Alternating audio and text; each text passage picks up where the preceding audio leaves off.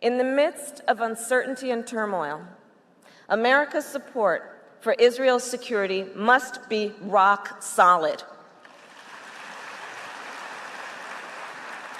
And as Iran continues to launch ballistic missiles, while it arms and funds its terrorist proxy Hezbollah, we must stand with Israel. En 2020, el posible ascenso de Harris a la Casa Blanca consolidaba lo que la nominación de Biden ya representaba, la derrota, al menos de forma temporal, de la izquierda del Partido Demócrata a manos de la facción corporativa del partido y la fijación de sus élites por seguir adelante con la política superficial y corporativa de la era Obama, que se basa ante todo en rebajar las expectativas de la gente común y corriente. De hecho, una de las razones de que fuera tan difícil imaginar que otra persona, aparte de Harris, fuera quien acabara liderando la lista, es que ella encarnaba a la perfección al Partido Demócrata moderno, lo que también significa que casi todo lo que se iba a escuchar sobre ella a partir de ahora no tenía nada que ver con quién es en realidad. Harris está lejos de ser la fiscal progresista por la que lleva haciéndose pasar desde que presentó su candidatura en 2019. Su historial no guarda ninguna similitud con otras personas que sí podrían ajustarse a esa descripción, como por ejemplo Larry Krasner o Keith Ellison. Incluso en un partido que hizo suyo el estilo de políticas inflexibles con la delincuencia, como la que promovieron Biden y Clinton, Harris destaca por su crueldad.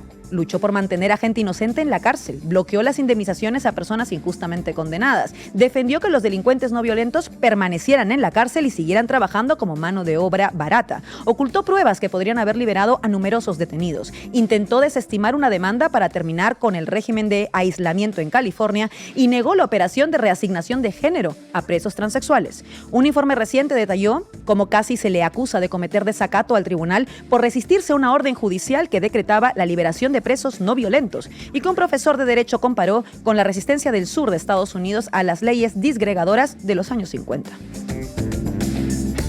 A Harris le encanta reírse. Harris desenternillándose como un malvado de dibujos animados al hablar de procesar a los padres por las ausencias repetidas de los niños en edad escolar es posiblemente una de las cosas más escalofriantes que se pueden ver en la política. La falta de sensibilidad que Harris muestra hacia los pobres e indefensos solo es comparable a la simpatía que siente por los ricos y poderosos. Lo más destacado fue cuando Harris desestimó la recomendación de su propia oficina para procesar al banco de rapiña del entonces secretario de Hacienda Steven Mnuchin, que más tarde hizo una donación a su campaña para el Senado. Y luego supuestamente intentó ocultar su pasividad. A pesar del estatus de California como el epicentro de las estafas de ejecución hipotecaria, la fuerza de ataque contra el fraude hipotecario de Harris procesó menos casos de estafas de consultores en ejecuciones hipotecarias que muchos otros fiscales de distritos de otros condados. En lugar de utilizar su despacho para frenar el crecimiento de los monopolios tecnológicos, algunos correos a los que tuvo acceso hace poco el Huffington Post muestra cómo les hacía la corte a cambio de lo que recibió un considerable apoyo financiero de Silicon Valley. Aunque pareciera inapropiado hablar de su ambición, la verdad es que Harris, al igual que a Biden y a Obama, y tristemente a la mayoría de los políticos, le motiva por encima de todo su propia trayectoria profesional. Pero el valor real de Harris para Biden en 2020 fue triple. Por una parte estaba su popularidad entre la clase dominante, pues consiguió embolsarse cantidades enormes de dinero para su campaña, procedentes no solo de las grandes tecnológicas, sino también de Wall Street, los seguros privados y las farmacéuticas, además de varios multimillonarios. Poco después de que Biden la eligiera, aparecieron algunos ejecutivos de Wall Street en la cadena CNBC y alabaron su sabiduría en la decisión, en particular porque demostraba que Biden no se estaba desplazando hacia la izquierda. Y esto nos lleva al segundo elemento. Cada vez estaba más claro que los planes de Biden eran conformar un gobierno parecido al de Obama, sino más conservador, aunque tuviera al frente un abanderado menos popular y menos inspirador. Mientras que el propio Biden carecía del carisma y la base popular necesarios para convertirse en el cuidador eficaz de un sistema disfuncional que se está desmoronando, ese sí es un papel que Harris podía hábilmente protagonizar. Lo que también podíamos esperar era ver a Harris defendiendo cualquier medida reaccionaria que el presidente Biden no pudiera justificar por sí solo. Ella estaría preparada para liderar el partido una vez que Biden desapareciera de escena y conseguiría así neutralizar cualquier futura victoria del ala izquierda del Partido Demócrata y mantendría tanto a la formación como a Washington en manos de la élite corporativa. Por último, Harris cumplía el deseo de Biden de encontrar una vicepresidenta que esté en su misma sintonía. Si dejamos de lado las diferencias superficiales, Biden y Harris son en esencia el mismo político. Los dos han estado permanentemente en el lado equivocado de la historia. Los dos persiguieron objetivos crueles y de derechas durante la mayor parte de sus vidas con el fin de avanzar en sus carreras profesionales. Y los dos tienen la costumbre de tergiversar sus creencias e historiales. Es lo más apropiado, al fin y al cabo. Biden es uno de los creadores de la vieja escuela que dio pie a la política demócrata de favorecer a las corporaciones que Harris ha promovido durante toda su carrera.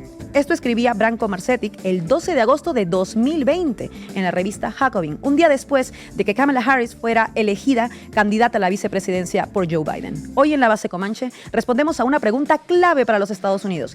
¿Quién es Kamala Harris? Bienvenidos y bienvenidas. La Base Comanche, con Laura Arroyo, Víctor Redondo y Sasi Alejandre. Muy bien. Vamos a hablar de Kamala Harris, que es el nombre que está en todos lados. Víctor, ¿qué datos nos tienes de ella? Pues hoy, Laura, repasaremos la trayectoria de Kamala Harris como fiscal, que destaca su mano dura, su punitivismo, incluso adelantando por la derecha a fiscales republicanos, y también su capacidad camaleónica para cambiar de postura en distintas cuestiones políticas y judiciales, como decíamos al principio del programa. Camaleón Harris. Camaleón Harris. Buenas tardes, Sasi. ¿Qué tal ha estado el viaje por los medios de comunicación? Hola, Laura. Pues vamos a ver un poco de cómo esa progresía mediática está haciendo campaña junto con Kamala, más como una relación de simbiosis, y cómo está funcionando ahora para esconder ese pasado de jurista y de la política. Un pasado que conviene recordar. Hoy contaremos además con Eduardo García de Descifrando la Guerra y con Kurt Hackbarth, periodista de Jacobin y de Soberanía Podcast. Arrancamos, Ro. La base de datos. Víctor, buenas tardes. Buenas tardes, Laura. Como ya sabemos, el pasado 21 de julio, el presidente de los Estados Unidos, Joe Biden, publicaba una carta en la que anunciaba su decisión de abandonar la carrera a la Casa Blanca, brindando todo su apoyo y respaldo a la vicepresidenta Kamala Harris. Desde ese momento, todos los focos apuntaron a ese nombre como futurible candidata demócrata en las elecciones presidenciales de noviembre para enfrentarse a Donald Trump. Importantes nombres de la cúpula del Partido Demócrata, medios de comunicación y donantes han mostrado su apoyo a la vicepresidenta. Tanto es así que el pasado martes 23 de julio Kamala Harris publicó un comunicado en el que anunciaba que había recabado los apoyos necesarios para convertirse en la candidata del partido. La mayoría de los delegados demócratas ya han mostrado su intención de votar a Harris en la convención demócrata que arrancará el próximo 19 de agosto y que, salvo giro inesperado, confirmará su candidatura. La nominación de la vicepresidenta como candidata demócrata está más que asegurada. Por tanto, la pregunta que nos hacemos en el programa de hoy es ¿quién es Kamala Harris? Cuéntanos, Víctor. Es una pregunta difícil de responder, Laura, incluso para ella misma, porque durante su carrera judicial y política ha experimentado gran cantidad de metamorfosis, dejando luces y sombras en su historial. Por ello, para responder a la pregunta, hay que repasar su etapa como fiscal, que ahora está empleando como estrategia electoral contra Trump, afirmando que durante su carrera se ha enfrentado a muchos criminales como él. Comencemos con sus inicios como fiscal, que ejemplifican muy bien esas luces y esas sombras. En 2004, cuando fue elegida fiscal del distrito de San Francisco, prometió no imponer nunca la pena de muerte. Y no solo fueron palabras vacías, también lo demostró en la práctica. 6 meses después de asumir el cargo, Harris desafió voces importantes de su propio partido, como la senadora demócrata Dianne Feinstein y la jefatura de policía del distrito, que pidieron la pena capital para un joven acusado de matar a un agente de policía. A pesar de las presiones, Harris eludió la pena de muerte en su sentencia. Posteriormente, tanto el fiscal general del estado como la exsenadora demócrata Barbara Boxer intentaron encontrar la forma de revertir la decisión de la entonces fiscal, pero fracasaron al toparse con la firmeza de Harris. Unos inicios en los que Harris desafió a miembros de su propio partido, al departamento de policía de su ciudad, y aguantó los envites reaccionarios contra su postura. Un comienzo impecable que fue socavado por un historial un tanto inquietante. Así es, un historial controvertido que deja ver la otra cara de Harris. Tras dar el salto a convertirse en fiscal general de California en 2011, dejó de cuestionar la pena de muerte durante todo su mandato. De hecho, hizo lo radicalmente opuesto, trabajar activamente para que siguiera existiendo. Hubo un caso en el que un juez federal declaró inconstitucional la aplicación de la pena de muerte y Kamala Harris apeló esta decisión calificándola de errónea. Este es un ejemplo, pero durante su mandato siguió defendiendo la pena de muerte en los tribunales federales. Y hay más ejemplos en su historial como fiscal que revelan la mano dura de Harris en sus actuaciones. En su puesto como fiscal general de California fue una fiel defensora de la cruel ley de los 3 delitos de ese estado, que es la única ley del país que impone la cadena perpetua al tercer delito menor. Harris, desde su cargo, hizo campaña en contra de la Proposición 66, una iniciativa electoral que buscaba reformar esa dura ley para que solo los delitos graves o violentos se penaran con la cadena perpetua. Harris prometió a los votantes que si rechazaban esta reforma presentaría una iniciativa propia. Realmente, la propuesta de Harris era puro maquillaje, ya que solo eliminaba algunas terceras condenas. La posición de Kamala Harris respecto a esta ley de los 3 strikes era insólita porque incluso adelantaba por la derecha a las tesis de los republicanos. En la carrera por convertirse en fiscal general, su rival republicano se posicionaba a la izquierda de Harris en esta cuestión. Incluso había propuesto una reforma de esta ley que Harris no apoyó. A pesar de ser considerada una fiscal progresista, como ha dicho Laura en el editorial, su punitivismo duro y estricto demuestra lo contrario. Uno de los asuntos clave de su carrera fue la cuestión de la marihuana. Harris endureció las leyes sobre drogas y no se sumó a los intentos de otros estados de sacar la marihuana de la lista de sustancias más peligrosas de la agencia antidroga. La criminalización de la marihuana en Estados Unidos afecta sobre todo a la población afroamericana, que son arrestados 4 veces más, incluso 7 u 8 veces más en algunos estados, que la población blanca, consumiendo porcentajes similares. Pues bien, Harris, como fiscal, fue responsable de más de 1.900 condenas, muchas más que su predecesor en el cargo. También ejerció una dura persecución contra jóvenes por hacer grafitis en las calles y a personas sin hogar por acampar y mendigar en espacios públicos. Kamala Harris se autodefinía como la mejor policía y por ello en California era considerada una verdadera líder del encarcelamiento masivo. Sus orígenes, hija de una mujer india tamil y un hombre jamaicano, no se traducen en mejoras para la población migrante racializada ni para la clase trabajadora en su actuación como fiscal. Por cierto, si hablamos de sus orígenes, hay que mencionar también que Kamala Harris es descendiente de Hamilton Brown, un esclavista irlandés en Jamaica que recibió 11 millones de euros del gobierno británico para liberar a los esclavos tras la prohibición de esa lacra. Un dato cuanto menos reseñable. Como decía Laura, sus orígenes no se traducen en actuaciones en pro de los derechos de la población migrante racializada. De hecho, los miembros del Caucus Negro Legislativo de California, compañeros demócratas, criticaron a Harris por negarse a facilitar los nombres de agentes de policía con antecedentes por detención y mala conducta, cuyos testimonios habían dado lugar a condenas. También, como fiscal general, se opuso a la implantación de cámaras corporales en todo el estado y a un proyecto de ley que obligaba a investigar los tiroteos mortales de la policía, dirigidos en su gran mayoría contra personas racializadas. Activistas de Black Lives Matter y defensores de los derechos civiles criticaron a Kamala Harris por su inacción, preguntando cuántas muertes más necesita para actuar y acusándola de dar la espalda a la gente que la había llevado donde está. A pesar de que se intente silenciar durante su trayectoria, son amplios los sectores racializados que han criticado su historial. Por ello, cuando Harris ahora critica el sistema judicial estadounidense que actúa desproporcionadamente contra las personas racializadas, muchos sectores de la izquierda y de la comunidad afroamericana cuestionan su postura al ser ella misma quien formó parte de ese sistema, causando un extenso listado de encarcelamientos. Las sombras en el historial de Harris no solo quedan en su etapa como fiscal. En 2017 se convirtió en senadora de los Estados Unidos por California.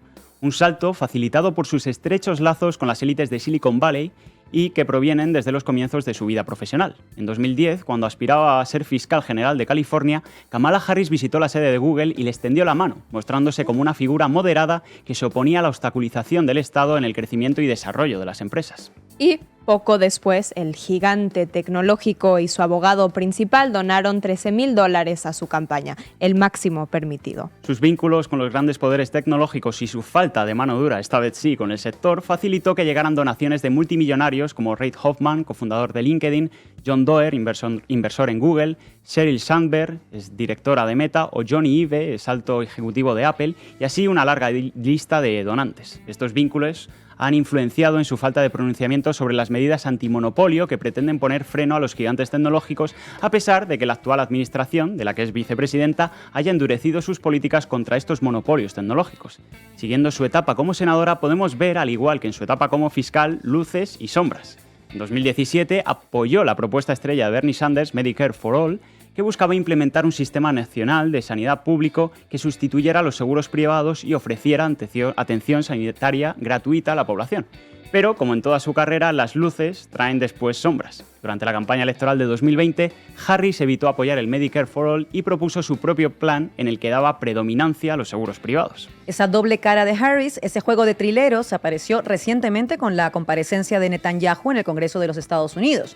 Primero, evita presidir el discurso del genocida en un movimiento de tacticismo electoral y al día siguiente emite un comunicado estigmatizando las protestas contra el primer ministro israelí. Así es, aunque su apoyo público público y explícito a Israel no es ninguna novedad. En 2017, en la conferencia anual del lobby sionista AIPAC, mostró su rechazo a la resolución de las Naciones Unidas que condenaba la ocupación ilegal israelí en territorio palestino y se dirigió a los asistentes proclamando que está con Israel por sus valores compartidos con Estados Unidos, que son fundamentales para la fundación de ambas naciones. Harris también ha condenado públicamente al movimiento BDS porque, cito, se basa en la suposición errónea de que Israel es el único culpable del conflicto palestino-israelí. Sin embargo, como hemos visto en el repaso de su carrera, se contradijo y votó en contra del proyecto de la ley anti-BDS en 2019, alegando que limitaba los derechos de la primera enmienda estadounidense. A pesar de que tras la reunión de ayer con Netanyahu, Kamala Harris haya declarado estar seriamente preocupada por la situación en Gaza, afirmando que no se quedará callada, Harris nunca ha sido contundente con la masacre en Gaza, la ocupación ilegal o el apoyo militar a Israel, como sí lo fue con el movimiento BDS o con las protestas contra Netanyahu a las puertas del Congreso. Como dice Branko Marcetic en su artículo repasando la trayectoria como fiscal de Kamala Harris, lo malo a menudo socava directamente lo bueno de su trayectoria. En ocasiones Harris ha mostrado capacidad de moverse hacia la izquierda cuando se la presiona, pero para ello el público votante debe tener primero una comprensión clara de quién es ella como fiscal y como política. Muchas gracias, Víctor. What has happened in Gaza over the past 9 months is devastating. The images of dead children and desperate, hungry people fleeing for safety, sometimes displaced for the second, third, or fourth time. We cannot look away in the face of these tragedies. We cannot allow ourselves to become numb to the suffering, and I will not be silent. Dice que no estará callada. Sasi, buenas tardes. Hola Laura, vamos Ro. Titulares al banquillo. Han habido destellos en la historia de Estados Unidos que han mostrado, aunque haya sido brevemente, una ventana de posibilidad de cambio, de ruptura, de quiebre de la hegemonía. Desde el Partido Comunista, desde los años 20, que nos quieren hacer olvidar que dominaba tanto el espacio político como las calles en los Estados Unidos de la Segunda Guerra Mundial, también las guerrillas, como el Weather Underground, declarándole la guerra al Estado imperialista y racista en los años 60, hasta el Occupy Wall Street, que irrumpe en 2011, acompañado de las primaveras árabes y del 15M, y luego un fenómeno mucho más reciente, el auge del movimiento Black Lives Matter en 2020, después del asesinato de George Floyd en Minneapolis por el policía Derek Chauvin, que desató una oleada de protestas, disturbios y un clima de rebelión. También bajo el lema Defund the Police, desfinanciar a la policía, reviviendo las consignas de Du Bois o de Angela Davis contra la policía como arma del capitalismo represor. Es en este clima que la imagen de Kamala Harris como pieza clave de ese mismo sistema policial represor, como ya repasó Víctor, apodada Kamala the Cop o Kamala la policía, pues no encajaba en el imaginario colectivo. Y sobre todo, cuando teníamos a figuras como Bernie Sanders, que se paraban más firmemente en ese espacio a la izquierda del Partido Demócrata dentro del Partido Demócrata, o al menos en su momento. ¿Y ahora? Ese clima de sublevación y de un cierto sentido común crítico con el establishment estadounidense avivado en 2020 sigue vivo. ¿Puede hacer peligrar la campaña de Kamala para estas elecciones? Bueno, pues esa es una excelente pregunta que al parecer la progresía mediática también se la está haciendo, pero con más afán de responder que de preguntar, digamos. Vamos a ver un par de titulares. Politico. Kamala la policía no suena tan mal en 2024. El pasado de Kamala Harris como jurista fue visto como un lastre durante su primera campaña, dice la pieza. Ya no. Kamala hoy prácticamente podría vestir este pasado como una medalla de honor. En fin, esta pieza procede a omitir completamente todo el verdadero legado de Kamala Harris como jurista que hemos repasado. Revivir las leyes de Jim Crow, encarcelando en masa, sobre todo a la comunidad afroamericana, bloqueando esfuerzos para que los condenados injustamente pudieran tener sus sentencias consideradas. De eso no se acuerda nadie. Nadie. Bueno, según Politico, esto es una medalla de honor. Y explican las razones. Dicen, los americanos de hoy califican el crimen y la violencia como sus preocupaciones más grandes en el país, con 60% de los votantes alegando que el sistema de justicia criminal no es lo suficientemente duro con los criminales. Fuente, no se molestan. Pero bueno, la primera tesis fundacional de esta pieza, del poder mediático como conjunto, es instaurar el marco de que eso de estar en contra de la brutalidad policíaca, pasado de moda. La gente ya pasó página. Pero es precisamente mientras que estaban intentando crear este marco que justamente hace unos días en Illinois una mujer negra llamada Sonia Massey fue asesinada en su hogar por un policía blanco, a 3 tiros en la cara, mientras ella, que había llamado a la policía porque creía que alguien estaba intentando allanar su casa, se arrodillaba con las manos en alto y repetía "I'm sorry", es decir, sin mostrar ninguna resistencia, y en su propio hogar. Un caso infame que, por cierto, Político, ese medio de la medalla de honor, no reportó. ¿Será que contradice su tesis de que la brutalidad policíaca es passé? En fin, murales se han pintado y las redes sociales en Estados Unidos repletas de indignación. Hasta la propia Kamala Harris tuvo que difundir un comunicado, entre otras cosas, diciendo: en este momento, en honor a la memoria de Sonia y de tantos otros cuyos nombres nunca sabremos, debemos estar unidos para lograr reformas significativas que avancen por la seguridad de todas las comunidades. Reformas, dice, aunque no sé, tal vez, cuando una de las piezas fundamentales para que el aparato de justicia racista en Estados Unidos se haya instaurado, te dice que hará reformas y justo en medio de su campaña electoral, tal vez, solo tal vez, suene un poco cuestionable. Tal vez. Esta declaración viene, claro, después de la presión de toda la gente que, en efecto, no vive en amnesia de la represión policíaca. Tesis falsa. El espíritu Black Lives Matter, el espíritu de cambio, no ha muerto.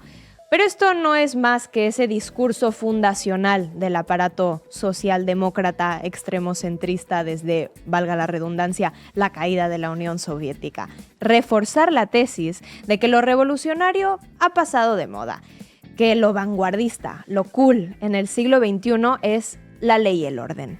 Cancelada a la izquierda como una fuerza muerta, se representa la pelea de este siglo como extremocentrismo versus derecha radical, ley y orden versus revolución reaccionaria. Y en este sentido los titulares llueven a cántaros. New York Magazine: Donald Trump versus Kamala Harris, policía versus criminal. O también, por ejemplo, Times Call: sí, Kamala es policía. Esta vez le puede funcionar para ganar la elección. The Guardian: jurista Kamala Harris se enfrenta al delincuente Donald Trump. Bueno, estos titulares simplemente reflejan la campaña misma de Kamala, o tal vez al revés, la campaña de Kamala refleja esta tesis mediática. He ahí la simbiosis mediático-política. Pero bueno, vamos a escuchar algo. Dale, Ro. As Attorney General of California, I took on the big Wall Street banks and held them accountable for fraud. Donald Trump was just found guilty of fraud on 34 counts.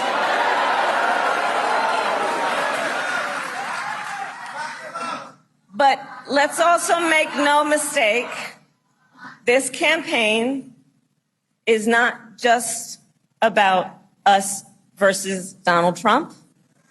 This campaign is about who we fight for.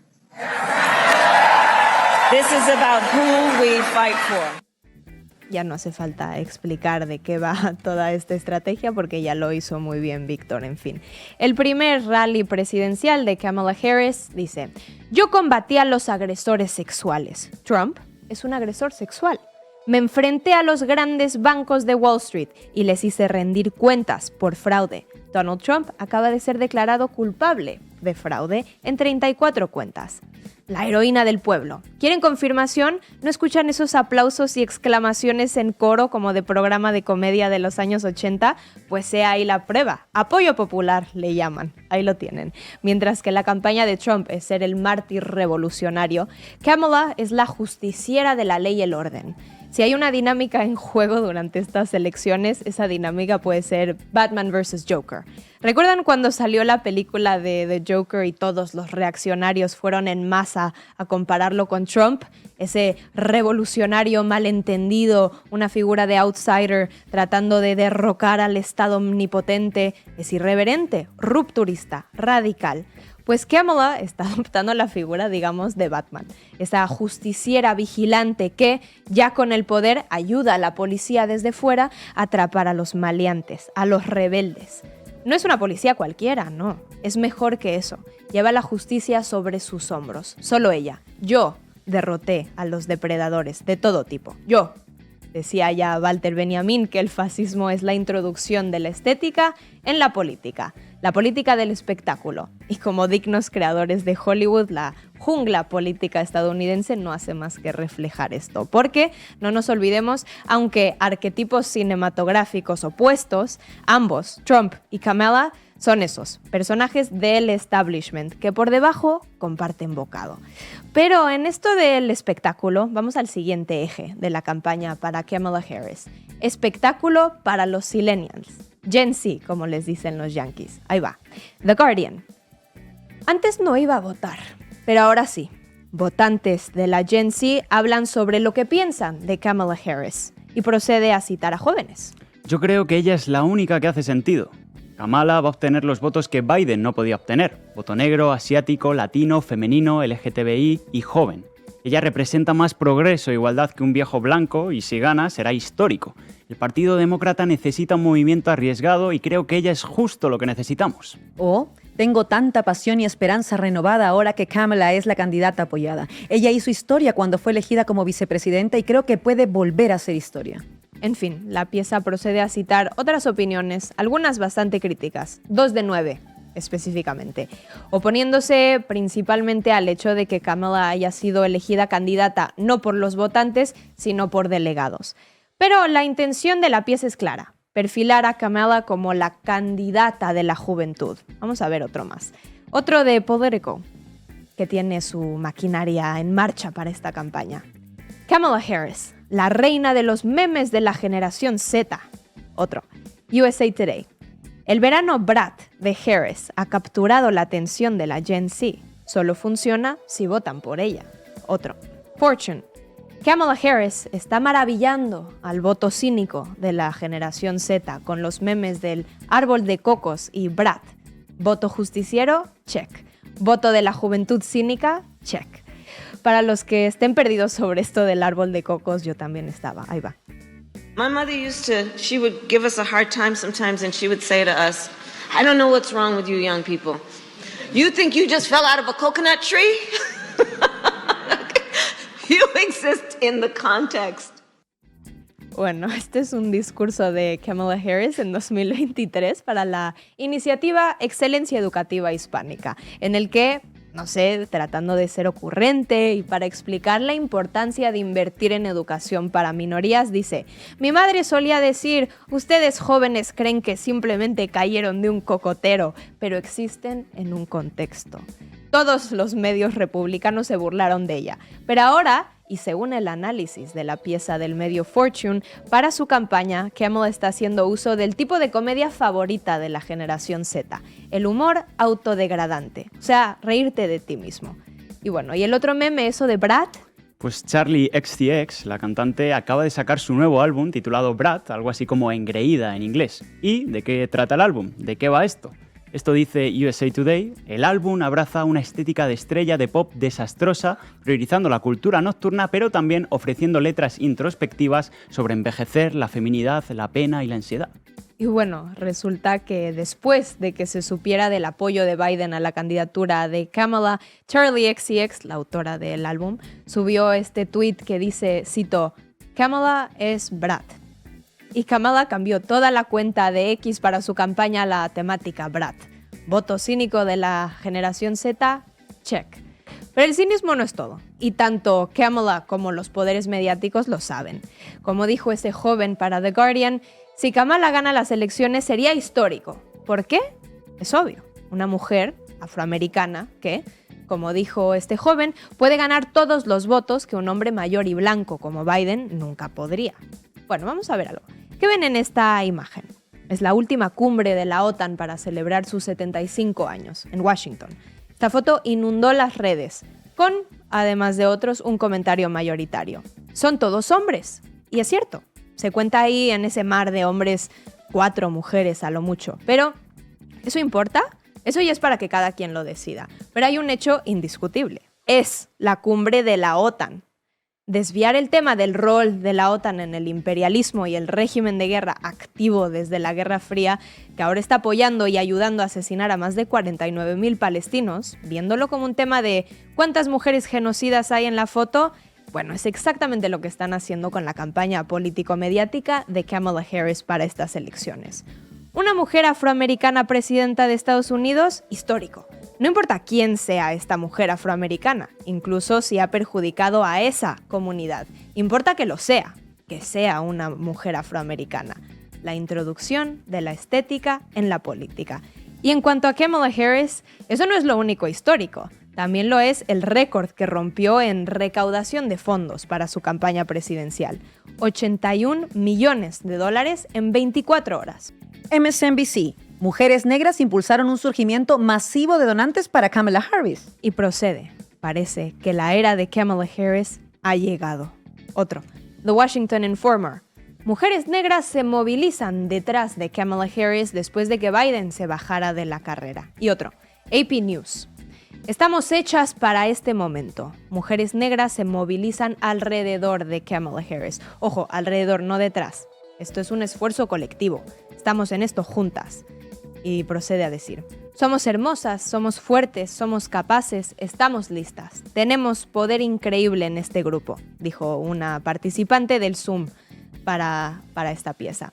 Y así es como el poder mediático esconde el verdadero rol que ha jugado Kamala Harris en contra de su misma comunidad a lo largo de su carrera política. Y, matando dos pájaros de un tiro, pretenden hacerla la líder popular que se sostiene por el amor del pueblo. Porque siempre sonará más bonito decir que mujeres de tu comunidad financiaron tu campaña en vez de decir que quienes verdaderamente están detrás son los mismos lobbies y billonarios de toda la vida. Eso perdería épica. Muchas gracias, Asi. Política estadounidense. Hoy contamos en el programa con Eduardo García de Descifrando la Guerra. Muchas gracias por estar con nosotras. ¿Qué tal? ¿Cómo estáis, compañeras? Y también contamos con Kurt Hackworth, periodista de Jacobin y Soberanía Podcast. Muchas gracias por estar con nosotras. Gracias a ustedes por la invitación. Vamos a empezar con la mesa de análisis.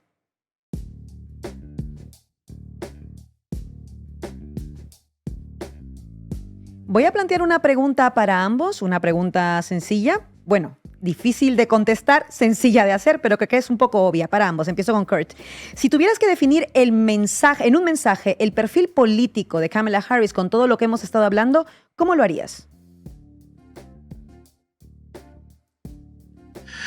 Bueno, como bien dijeron en introducción, Kamala Harris, como dicen en inglés, es a cop, ¿no? Entonces, a lo largo de su carrera, pues, ha mostrado, pues, esta capacidad camaleónica de tomar, pues, posturas a varios, lados del espectro, político. Pero una cosa que ha tenido, muy consistente en su carrera es el uso de su poder como fiscal para ir en contra de personas de color y personas pobres, para ir aumentando el estado carcelario, que pues ha aumentado tanto en Estados Unidos a lo largo de la última generación. Como bien mencionaron, ¿no? Ir contra pues indocumentados, los niños indocumentados en las escuelas, ir contra los papás que tienen niños que han pasado por ausentismo en las escuelas, ¿no? Ir contra personas por uso de marihuana, oponerse a una reforma a esta ley de los 3 delitos, ¿no? Oponerse a quitar la pena de muerte, y etcétera, y etcétera, y etcétera, ¿no? Y ahora están intentando usar esto en los medios corporativos como una virtud, que ella es una policía, es exactamente lo que pues se necesita en esta campaña pues contra pues un criminal como Trump. Pero vaya, de izquierda pues no tiene nada, ¿no? Y también lo hemos visto en su tiempo como senadora, ¿no? Votó a favor de más gasto militar, votó a favor de pues ocupar a Siria, votó a favor de sancionar a Irán, y obviamente sabemos muy bien que ha sido una gran proponente de AIPAC y del genocidio en Israel. Y vaya, pues su manera de siempre intentar estar de los dos lados de cada asunto se mostró con Netanyahu. no va al Congreso, no preside ahí el Congreso en el discurso de Netanyahu, pero bien, pues, al día siguiente, pues, se reúne con él, pues, tienen su aparición en pública y muestra que supuestamente está muy preocupada por lo que está pasando en Gaza, lo mismo que ha dicho el gobierno de Biden, y que quieren que haya un cese del fuego, pues diciendo que we've got to get the deal done, tenemos que cerrar ese trato, sin mencionar obviamente que es Israel, pues que se ha opuesto a ese trato desde hace semanas, ¿no? Y es muy claro que bajo un gobierno de Harris es muy poco probable que cambie la política de armar y financiar el genocidio, pues que el gobierno de Biden ha llevado a cabo con saña, ¿no? Entonces, es Kamala Harris, es el uso de la política identitaria de manera cínica para intentar básicamente manipular el público con el uso de los medios corporativos para intentar disfrazar o encubrir el hecho de que políticamente es básicamente un engranaje de esta gran maquinaria de la política del Partido Demócrata en su versión neoliberal que existe desde los años 70. Y la gran ventaja que tiene Kamala Harris para estar pues, en la candidatura es su capacidad de recaudar dinero. En esto sí nadie se compara con ella. Ella recauda millones y millones y millones de dólares de los multimillonarios de Silicon Valley, de los grandes magnates de tech, precisamente porque siempre ha estado de su lado, como mencionaron de Steve Mnuchin, que pues se negó a ir contra él por sus fraudes. Y luego pues Mnuchin se vuelve secretario de tesorería de Trump y pues un gran donador de su propia campaña de ella. Me quedo con varios titulares de esa intervención de Kurt. Voy contigo, Edu. Si tuvieras que definir con un mensaje el perfil político de Kamala Harris, ¿cómo lo harías? Establishment a más no poder. De hecho, Kamala Harris, para entender a Kamala Harris, primero hay que impugnar una de las lógicas que se suele tener a la hora de pensar a los sistemas políticos occidentales, ¿no? Que es el eje izquierda-derecha. El eje izquierda-derecha, por norma general, ya es complejo, ¿no? Porque uno tiene que cruzar las variables nacionales, pero si lo quisiéramos aplicar a Estados Unidos, ciertamente ninguno de los dos partidos está dentro de lo que sería el espectro de la izquierda, ¿no? El Partido Demócrata en Estados Unidos es un partido de centro liberal, es un partido centrista, es un partido, el partido del régimen, es un partido donde pueden coexistir, donde pueden desarrollarse políticamente las tendencias del progresismo, sobre todo en aquello que tiene que ver con las identidades sexuales, con el feminismo, por ejemplo, con la lucha por los derechos de las personas racializadas y simplemente digo que pueden existir. Es decir, que pueden dar batalla dentro de ese partido, ni siquiera que haya consensos amplios en torno a la defensa de estos sectores dentro del partido. Y Kamala Harris viene a representar eso. De hecho, Kamala Harris es la mejor candidata que podía tener el establishment. Primero porque Biden no podía remontar, segundo porque Kamala Harris parte en desventaja, pero activa, lo ha dicho el compañero, toda una lógica de financiamiento de la campaña, que quizá no habría ninguna figura mejor en el Partido Demócrata que pudiera lograrlo, entre otras cosas por el perfil, ¿no? Por el perfil personal, el perfil humano que tiene Kamala Harris y en ese sentido creo que es un establishment progresista que puede tener un buen desempeño en los grandes núcleos urbanos, pero que, insisto, en lo más importante de todo, que es ver si se va a desempeñar bien en los estados clave. Yo soy bastante escéptico, creo que Kamala Harris tiene un camino por delante muy difícil, tiene mucho que remontar, parte de una muy mala posición y si bien su perfil era bueno o es bueno, sigue siendo bueno en dos aspectos, que es la financiación y la defensa de los intereses del establishment y, por tanto, el calmar a las figuras del establishment que estaban preocupadas por la deriva del Partido Demócrata, no es la mejor candidata en términos de proyección electoral. No digo que no tenga posibilidades, digo simplemente que si bien defiende esos intereses y gusta mucho el establishment, a veces el establishment se puede equivocar en sus perspectivas electorales y Kamala Harris lo va a tener muy complicado en ese sentido. Voy contigo, Víctor. Sí, hoy en la base de datos hemos repasado su trayectoria como fiscal. Se vendía una imagen de fiscal progresista, pero vemos como en la práctica es una fiscal de mano dura, punitivista, adelantando por la derecha incluso a fiscales republicanos.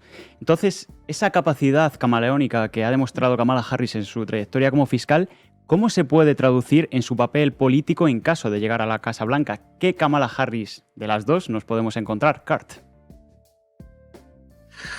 Pues es una gran pregunta. Pues antes que nada tenemos que ver si va a llegar, ¿no? Porque su desempeño en las campañas nunca ha sido, digamos, de lo mejor. Tenemos que repasar.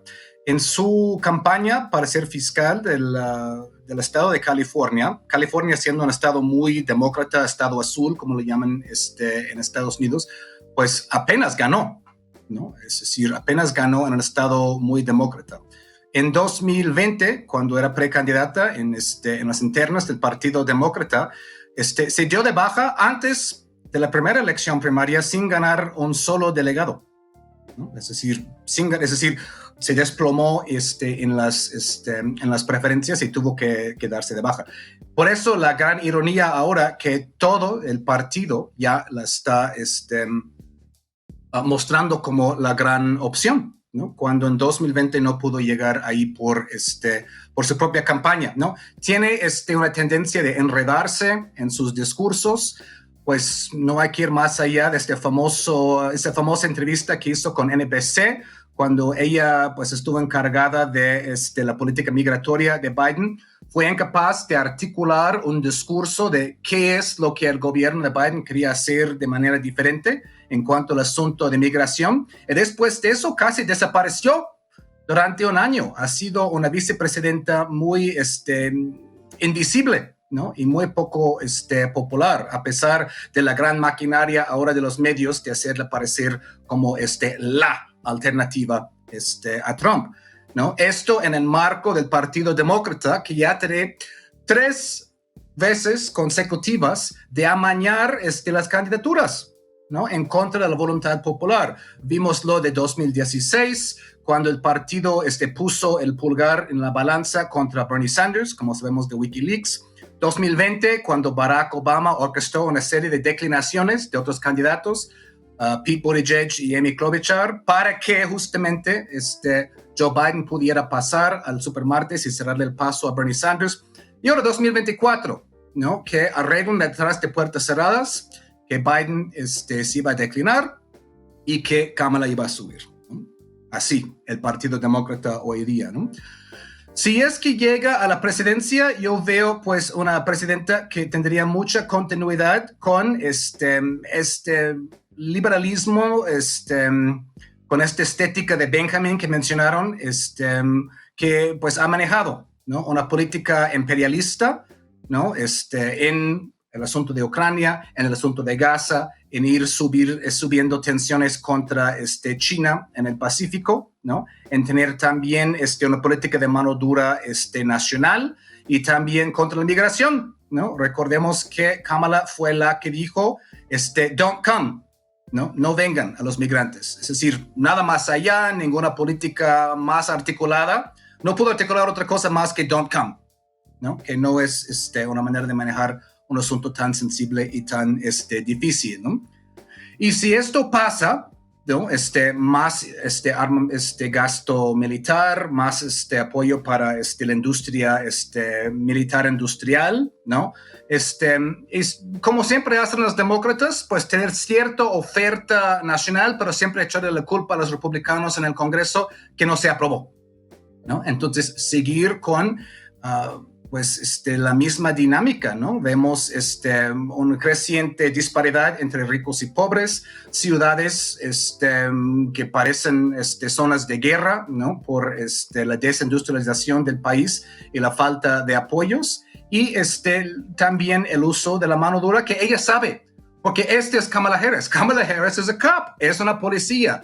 Lo que ella sabe es encarcelar a la gente, ¿no? Entonces veo muy pocas posibilidades de que haya un cambio de eso, excepto, y ahí mencionaron muy bien el artículo de Branco en nuestra revista Jacobin, excepto si hay un enorme empuje desde las bases y desde la izquierda, porque sí ha demostrado Kamala Harris, esta es una pequeña ventaja de ella, que sí es capaz de escuchar a las voces progresistas de vez en cuando, si hay un movimiento organizado que le esté empujando.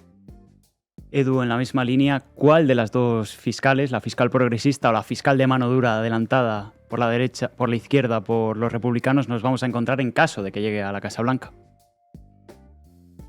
Bueno, bola de cristal no tengo, pero sí tengo memoria de lo que ha sido el Partido Demócrata en campaña y luego en presidencia. Yo creo que en caso de que Kamala Harris gane las elecciones, de que Kamala Harris se imponga y sea la próxima presidenta de Estados Unidos, es muy probable que veamos una tendencia, que veamos la continuidad de lo que ha sido una tendencia histórica en el Partido Demócrata, que es decir una cosa en campaña y hacer luego otra cosa cuando llegas a la presidencia. En campaña, ya lo anticipo, lo más posible es que para confrontar con Donald Trump y para movilizar al electorado con raíces migrantes, al electorado progresista, veamos una fiscal, una idea, ¿no? de una mirada sobre la migración compasiva, empática, que contraste evidentemente con la figura dura de Donald Trump. Me imagino que además Kamala Harris terminará eligiendo un candidato a vicepresidente más conservador para compensar su discurso progresista en ese sentido, y una vez sea presidenta, pues veremos la aplicación de una línea migratoria que, con sus más y con sus menos, desde luego no será en ningún caso beneficiosa ni protectora de aquellas figuras que,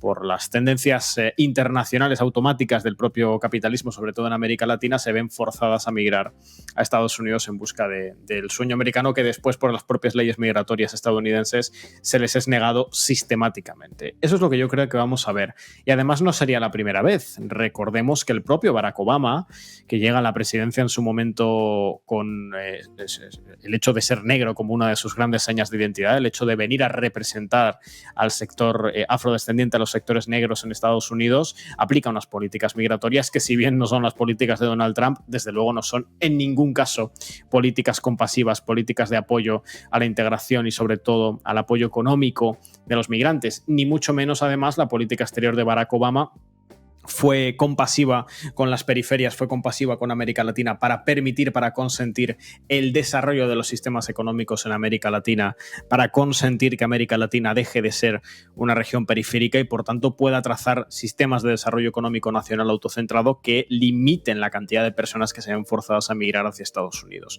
Y con Kamala Harris yo creo que veremos algo parecido a esa decepción sistemática que tuvimos con Donald Trump. No obstante, que no se preocupen en el Partido Demócrata porque tienen el suficiente control de los aparatos mediáticos, de los aparatos de propaganda institucional, de los aparatos de ensalzar la retórica del miedo contra Donald Trump para poder ser competitivos electoralmente y para que incluso si Kamala Harris aplica esta agenda conservadora en una hipotética presidencia, ella sin ningún problema pueda llegar a optar a la reelección en el año 2028. Hay que diferenciar esas dos cosas siempre en la política estadounidense. En el caso de los republicanos es lo mismo. Probablemente Trump no pueda hacer tanto como él dice que va a hacer, pero para el caso que nos ocupa, lo más posible es que veamos una campaña de Kamala Harris escorada a la izquierda, compensada por un probable candidato a la vicepresidencia de corte más conservador, más del medio oeste, por supuesto un hombre blanco, muy probablemente, pero luego la presidencia pues nos llevaremos seguramente, y sobre todo la comunidad migrante, la misma decepción que nos llevamos con Barack Obama.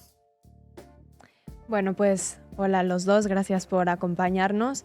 Hablábamos un poco ya de esta línea mediática de decir que Kamala la policía ya no suena tan mal en 2024.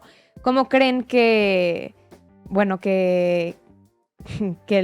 los poderes mediáticos hayan ayudado a que este clima de Black Lives Matter se haya apagado? Uno, si eso es cierto.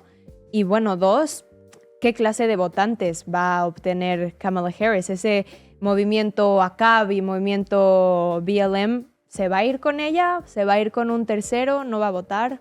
¿Cómo ven este panorama, Kurt? Sí, es una muy buena pregunta.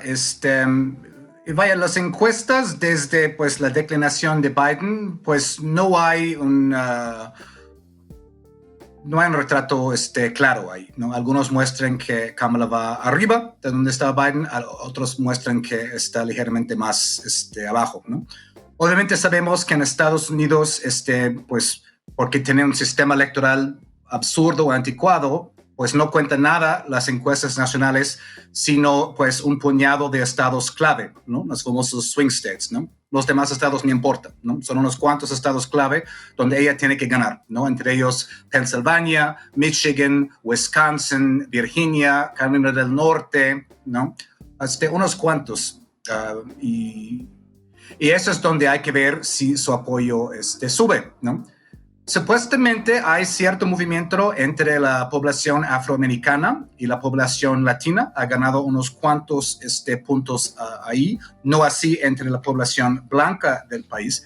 Pero vaya, perdón, como dije en mi primera intervención, el problema con Kamala Harris es que empieza bien y luego empieza a enredarse en su discurso y empieza a caer. Entonces vamos a tener que ver qué tal maneja la campaña al puro nivel del discurso, ¿no? Porque justamente porque no tiene posturas y principios políticos fijos, ¿no? Es capaz de decir una cosa y otra, enredarse para buscar lo que es conveniente en cierto momento.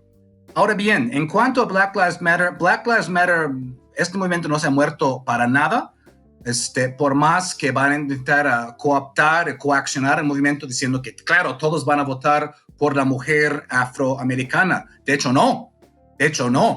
Hay otros candidatos en la boleta este año, ¿no? Que están desafiando el bipartidismo. RFK, ¿no?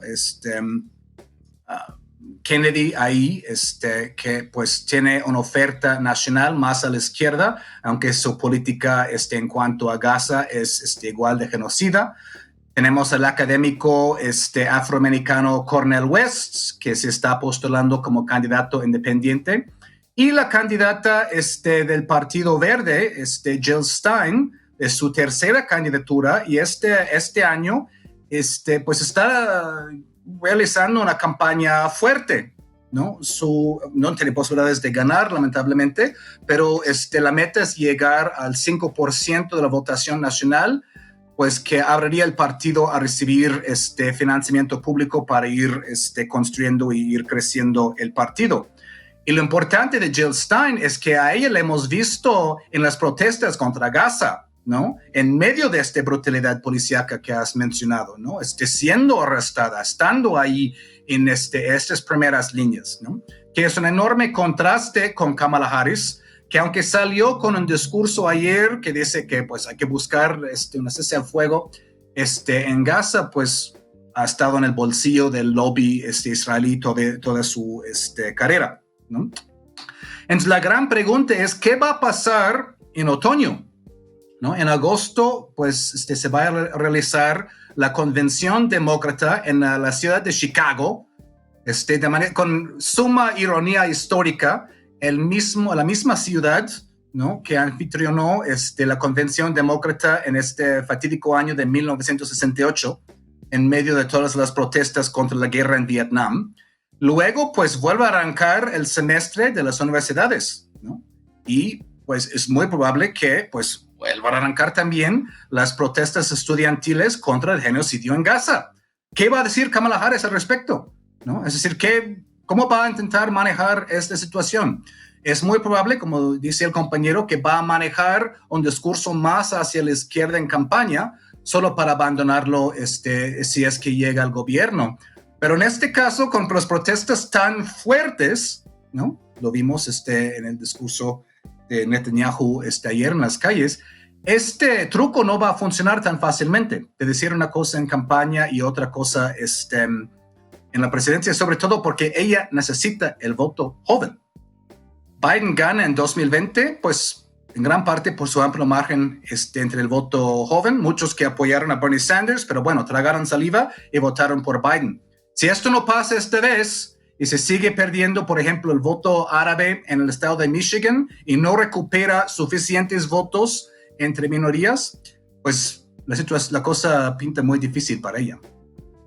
Edu, también ha funcionado esta campaña mediática para intentar apaciguar el espíritu de Black Lives Matter, y también qué votantes puede prever Kamala, algún votante izquierdista o ellos se van a apartar. ¿Cómo se va a movilizar ese electorado, Edu?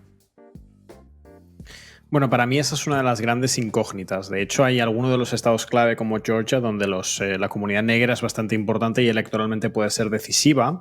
Y creo que esa va a ser una de las grandes incógnitas porque en las elecciones de 2020 ya vimos una eficaz conducción por parte del Partido Demócrata de las protestas de Black Lives Matter, o más que una conducción, una suerte de absorción. El Partido Demócrata fue capaz de, en la efervescencia del movimiento Black Lives Matter, sabemos que todavía gobernaba Donald Trump, prometer una serie de cambios institucionales que, por supuesto, a nadie de nuestra audiencia le va a sorprender, el Partido Demócrata no ha cumplido, de protección de los derechos civiles, de protección de los derechos de la comunidad afro en Estados Unidos, y van a volver a intentar hacer ese llamamiento. Y para mí esa es una de las grandes incógnitas, si van a ser capaces de volver a convocar, como en el año 2020, prometiendo hacer lo que ya les prometieron y no hicieron a la comunidad negra en Estados Unidos, sobre todo aquella comunidad relativamente movilizada entre otros reclamos con el Black Lives Matter.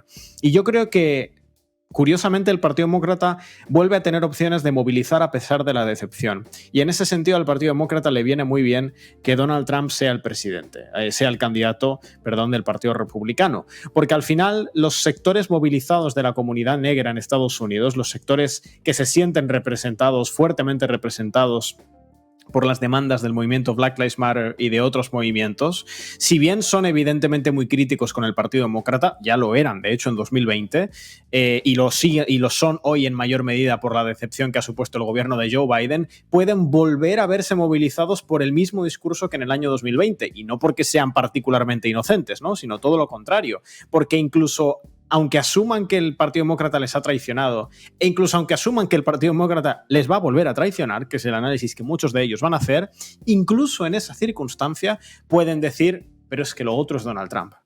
Y ese pero es que lo otro es Donald Trump es la principal línea de campaña de Kamala Harris. Es lo principal que Kamala Harris le puede aportar en la campaña electoral a los sectores migrantes, a la comunidad negra, a las mujeres, a las diversidades. No, ya sé que nosotros no hemos cumplido. Ya sé que nosotros tenemos en nuestro partido sectores conservadores. Ya sé que pensáis, y con buen criterio además, de que os vamos a volver a mentir y os vamos a volver a traicionar cuando gobernemos. Pero es que lo otro es Donald Trump. Con nosotros, con el Partido Demócrata, y esta es la línea que va a llevar Kamala Harris y el partido, y sobre todo es lo que van a percibir muchos votantes de las diversidades sexuales, de las mujeres, de la comunidad negra, de las comunidades migrantes en Estados Unidos, va a ser, nosotros no os vamos a mejorar lo que hay. Nosotros vamos a mentiros, vamos a prometeros algo que no vamos después a cumplir, y vosotros sabéis, muchos de vosotros, que no lo vamos a volver a cumplir, pero al menos, y eso es el ofrecimiento que va a hacer el Partido Demócrata, con nosotros, con una presidencia de Kamala Harris, al menos sabéis que este statu quo, que es malo, este statu quo que no os beneficia, todo lo contrario, que tiene todo un sistema de opresión, todo un sistema carcelario, todo un sistema de persecución, todo un sistema de criminalización sistemática, este statu quo lo vamos a mantener.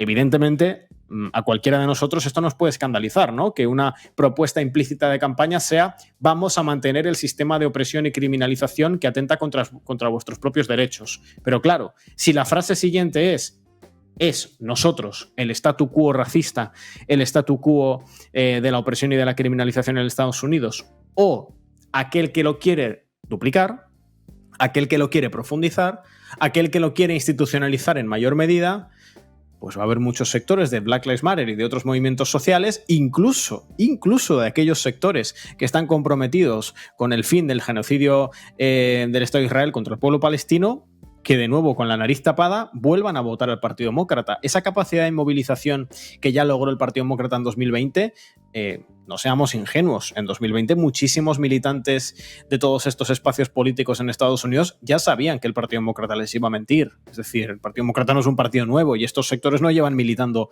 un día. El Black Lives Matter sí era un movimiento emergente, pero había mucho antecedente militante de la comunidad negra y de otra serie de comunidades en Estados Unidos, y sabían que el Partido Demócrata les iba a decepcionar. Lo que pasa es que eran conscientes de que una presidencia de Donald Trump iba a ser el doble de lo que del statu quo que te prometía el Partido Demócrata. Yo creo que el Partido Demócrata va a intentar movilizar en ese sentido. Creo que los medios de comunicación además van a fortalecer su discurso exponiendo las barbaridades y las barrabasadas de Donald Trump en campaña, y que eso puede, y esta es una de las grandes incógnitas, y esto es una de las cosas que va a definir la elección, limitar la pérdida de votos del Partido Demócrata en ese sentido, que ya hemos dicho muchas veces que, aquel que votó en el 2020 al Partido Demócrata porque se sentía interpelado por el movimiento Black Lives Matter, no va a ir a votar a Donald Trump porque se sienta decepcionado con la gestión de Joe Biden. Estará dudando entre dos aspectos: o se abstiene o va a votar con la nariz tapada al Partido Demócrata.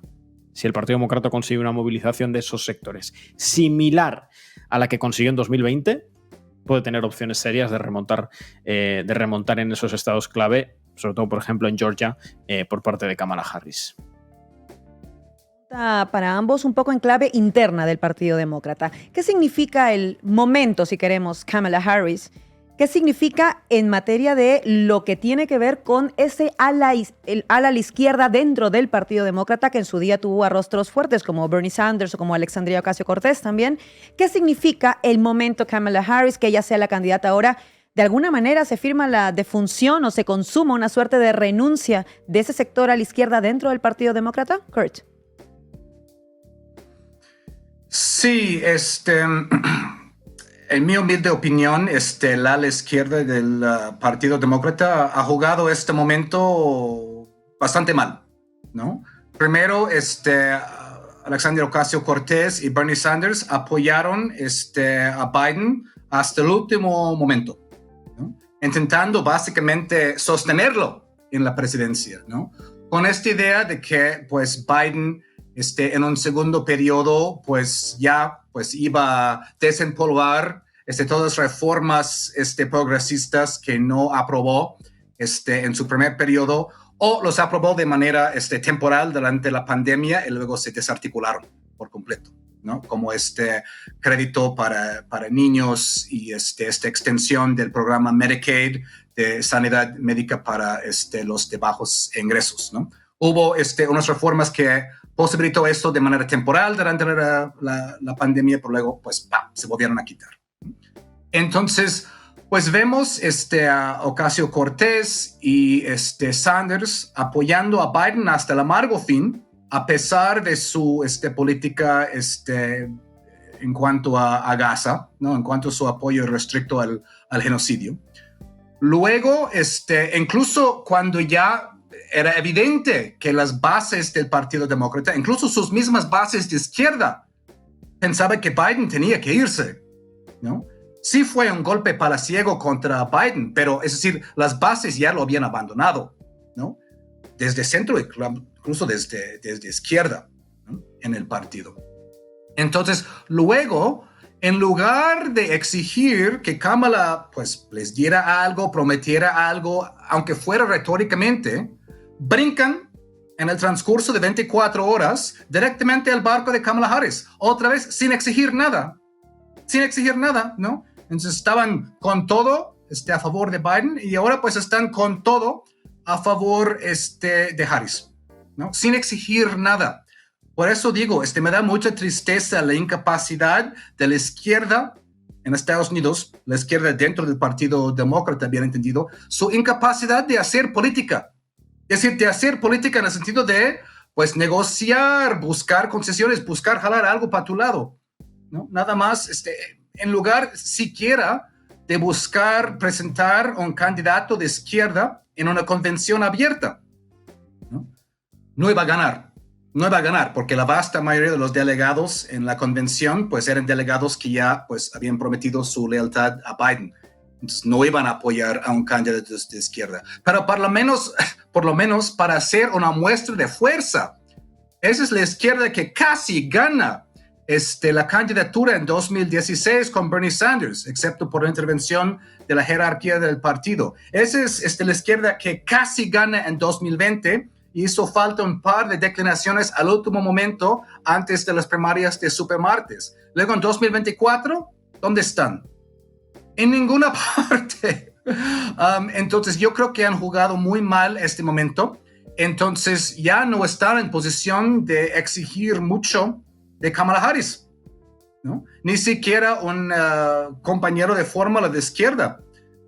Probablemente va a ser un compañero de fórmula más a la derecha, ¿no? Probablemente de uno de esos estados clave, ¿no? Pero tienen que tener mucho cuidado, porque si no va a haber ninguna organización dentro del partido, pues va a ser la gente en las calles, los manifestantes contra Gaza, los de Black Lives Matter, ahora también hay un resurgimiento en movilización sindical en el país. 9 grandes sindicatos en Estados Unidos salieron hace unos días, exigieron que pues dejen de mandar armas a Israel, ¿no?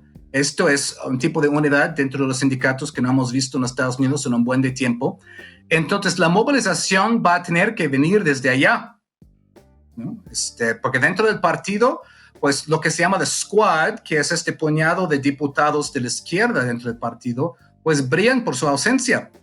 En el discurso de Netanyahu, la única que estuvo ahí fue Rashida Tlaib, ¿no? La única diputada de origen palestino, ¿no? Dentro de toda la bancada, ¿no? Con su letrero ahí, sola y solitaria, criminal de guerra y genocidio. Ahí. Entonces, si el público o si las bases quieren algo de Kamala, van a tener que movilizarse desde fuera del partido, porque lamentablemente pues Sanders y Ocasio-Cortez y los demás de The Squad, y lamentablemente varios, algunos miembros del Squad, ¿no? han perdido sus elecciones primarias justamente por el dinero del AIPAC, ¿no? Que entró a favor de sus contrincantes. Pues Sanders y Ocasio-Cortez parecen bastante dormidos en este momento político. Me quedo con eso, parecen bastante dormidos en este momento. Voy contigo, Edu. ¿Qué representa el momento Kamala Harris para la interna del Partido Demócrata en clave de proyecto político? Bueno, para empezar, significa un aviso a las izquierdas, ¿no? Del Partido Demócrata: no podéis gobernar. No podéis dirigir el Partido Demócrata, no os lo vamos a permitir, no os lo permitimos cuando Bernie Sanders iba a ganar las internas, iba a ganar las primarias del Partido Demócrata y activamos todas las palancas necesarias para que el candidato fuese Joe Biden y para que Bernie Sanders no pudiera ser el candidato del Partido Demócrata, porque lo hemos dicho muchas veces, Joe Biden fue el mejor candidato para ganar a Bernie Sanders, para tirar a Bernie Sanders de la carrera presidencial, no tanto para ganar a Donald Trump. Llegado a ese momento, para el Partido Demócrata, ganar las elecciones contra Donald Trump pasó a ser un elemento secundario en comparación a evitar que Bernie Sanders fuera el nominado demócrata. Bueno, pues es un poco lo que significa lo de Kamala Harris, ¿no? De nuevo, aquí no hay interna posible, aquí no se puede competir contra Kamala Harris, aquí no se puede competir por el apoyo de los delegados, aquí ninguna figura del sindicalismo o de la socialdemocracia en Estados Unidos en el Partido Demócrata puede intentar ser el nominado del Partido Demócrata. Pueden estar dentro, si no molestan mucho, pueden ser capaces de hacer ciertos discursos que atraigan a la juventud, sobre todo a la juventud urbana, en cierta medida comprometida con algunas causas sociales. Este papel, por ejemplo, lo representa a la perfección Ocasio-Cortez, que de alguna forma es la figura que legitima al Partido Demócrata de cara a los sectores de las izquierdas jóvenes en Estados Unidos, pero que a la hora de la hora, cuando Kamala Harris da un paso al frente, Alexandria Ocasio-Cortez es una de las primeras figuras que salen a apoyar sin ningún tipo de duda a Kamala Harris. De hecho, era una de las principales figuras que apoyaba el liderazgo de Joe Biden cuando todavía se discutía si se iba a bajar o no de la campaña electoral. Entonces, ¿la interna del Partido Demócrata cómo queda? Pues dirigida una vez más por el establishment del partido, por ese establishment que tiene clarísimos cuáles son los intereses de clase que representan, que no quiere poner en discusión ninguna de las prioridades de la política exterior estadounidense. La estrategia otanista, la estrategia del injerencismo en América Latina, la estrategia del pivot to Asia, la estrategia de la militarización. Hay un dato, por ejemplo, que recoge Tricontinental: el 75% del gasto militar en el mundo lo llevan a cabo Estados Unidos y sus aliados. Estados Unidos, de hecho, representa cerca del 55% del gasto militar en todo el planeta Tierra, ¿no? Entre todo el gasto militar, entre todos los dólares que se gasta en todo el mundo para desarrollar infraestructura militar, para desarrollar armamento, para desarrollar los ejércitos, lo hace Estados Unidos. Ninguna figura del Partido Demócrata quiere poner en duda eso. De hecho, muchos de ellos lo quieren profundizar, y cuando surge alguna voz discordante como Bernie Sanders, enseguida le ponen el freno. Para algo el Partido Demócrata es el partido del establishment y tiene palancas suficientes como para evitar que un candidato socialdemócrata logre tener peso dentro del partido. Y la elección, sin pasar por procedimiento democrático y sin que llegue la convención todavía, porque queda un mes, de Kamala Harris, sin darle ningún tipo de opción a la izquierda del partido, es de nuevo un aviso. Es mirarles a la cara y decirles: fantástico, vosotros haced discursos para redes sociales, que tenemos